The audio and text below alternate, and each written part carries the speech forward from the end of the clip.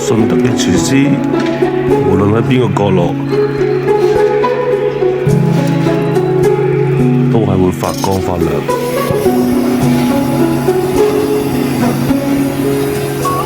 你睇下，喺街邊一樣咁用心咁煮。相比之下，我去高級餐廳食嗰啲唔好食。呢一檔南哥炒粉，一睇就知有架勢啦，落料快狠準，夠啦，唔好咁多啊！食晒啦，求其咁樣炒起上嚟，啲火力、啲功架出晒嚟，一睇就知係大師傅。你問我覺得佢炒咗幾萬，炒咗好多，炒咗幾廿年啦，都係炒粉。少少。你話勁？你話邊個夠好食？不過我睇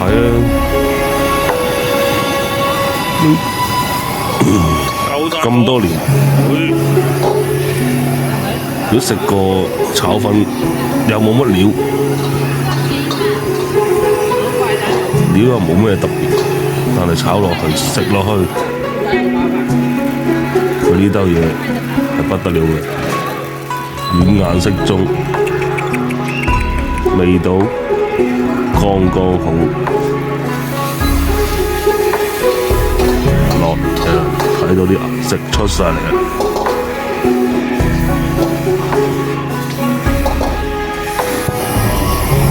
冇乜油嘅啫，唔使落好多油嘅啫，好乾身嘅。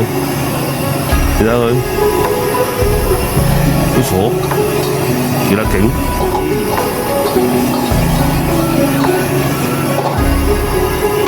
呢啲就係中菜嘅火候。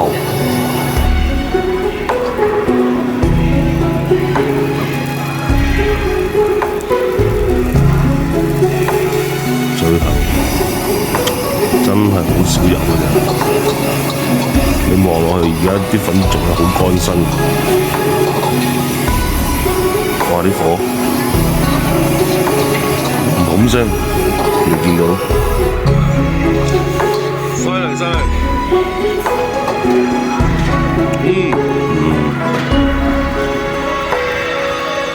得嗱，而家落口，好，多謝晒，就10蚊，落碟100蚊都唔得啦。好，唔該晒南哥。好，4蚊雞抵食啦，涼粉到啊！哦，唔使啦，得啦，咁多塊你做咩？2對咁啦。